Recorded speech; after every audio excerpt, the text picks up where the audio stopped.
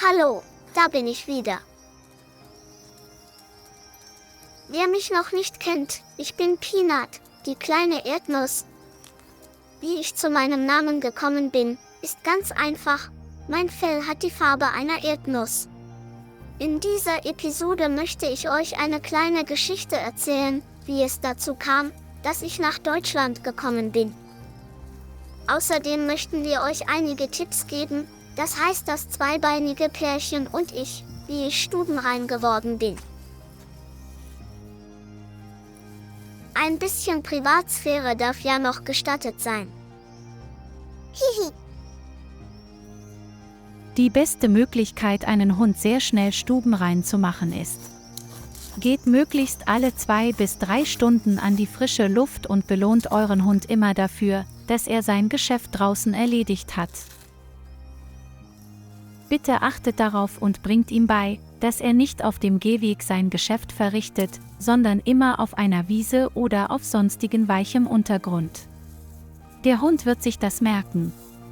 Die Gefahr, dass ein Hund in eure Wohnung macht, wird zunehmend geringer, denn es gibt so gut wie keine Wiese oder weiche Untergründe in Wohnungen. Das Allerwichtigste nach dem Geschäft verrichten ist allerdings: Ihr müsst euren Hund loben oder regelrecht feiern, dass er sein Geschäft da gemacht hat, wo er es auch machen soll. Beachtet bitte, dass ihr euren Hund weder beim Fressen oder beim Geschäft erledigen unterbrecht.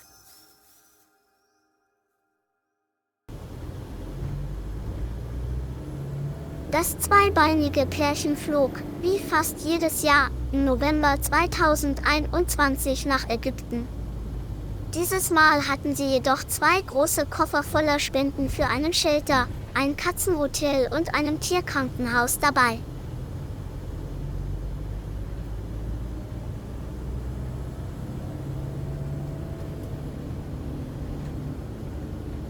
Der 5-stündige Flug war anstrengend und nachdem sie am Abend gelandet sind, wurden sie mit einem Kleintransporter vom Flughafen abgeholt und in das Stammhotel gefahren.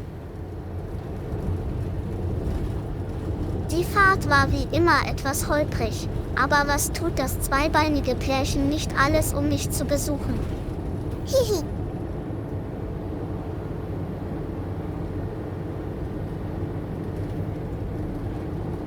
Am nächsten Tag bereiteten sie alles für die Verteilung der Spenden vor, telefonierten mit einem befreundeten Taxifahrer, um die ganztägige Fahrt in die verschiedenen Tierstationen zu organisieren. Am Abend belohnten sie sich dann mit einem schönen Essen, denn sie wussten, dass der nächste Tag heiß und vor allem mit Zeitdruck ablaufen würde. Genießt die Taxifahrt vom Hotel in den Shelter und hört euch noch folgende Tipps an. Die Mythen, dass man den Hund dafür bestraft oder dass man ihn in die Exkremente mit der Nase hineinstupsen soll, ist völliger Quatsch und sollte tunlichst unterlassen werden. Wenn ihr euren Hund beim Geschäft tätigen auf frischer Tat ertappt, beziehungsweise wenn es bereits zu spät ist und das Geschäft noch nicht vollständig erledigt ist, dann klatscht laut in die Hände. Ihr müsst euren Hund beim Geschäftemachen in der Wohnung immer unterbrechen. Bei gehörlosen Hunden müsst ihr dafür sorgen, dass sie euch anschauen. Das ist wichtig. Wedelt mit dem Zeigefinger nach links und nach rechts, das wäre ein Kommando, dass euer Hund etwas nicht tun soll. Dieses Kommando kann auch auf andere Situationen ausgeweitet werden. Sie sollten allerdings immer Ihre Hände bzw. Finger bereithalten, wenn Sie ein Kommando an Ihren gehörlosen Hund weitergeben wollen.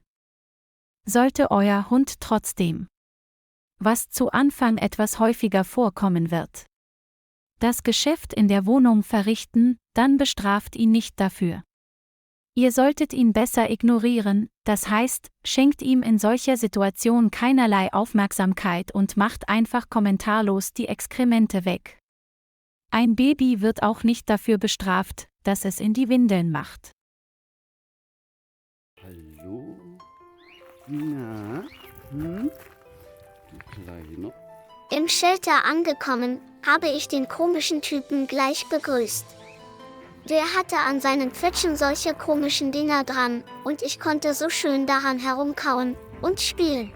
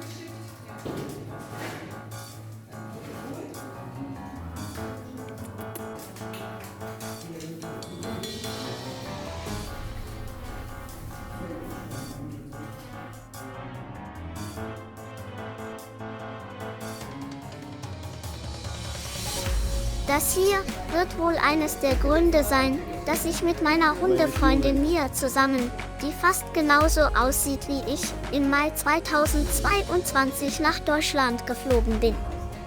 Das zweibeinige Pärchen hat mich in ihrem Rudel aufgenommen und Mia hat auch eine liebe Rudelfamilie gefunden.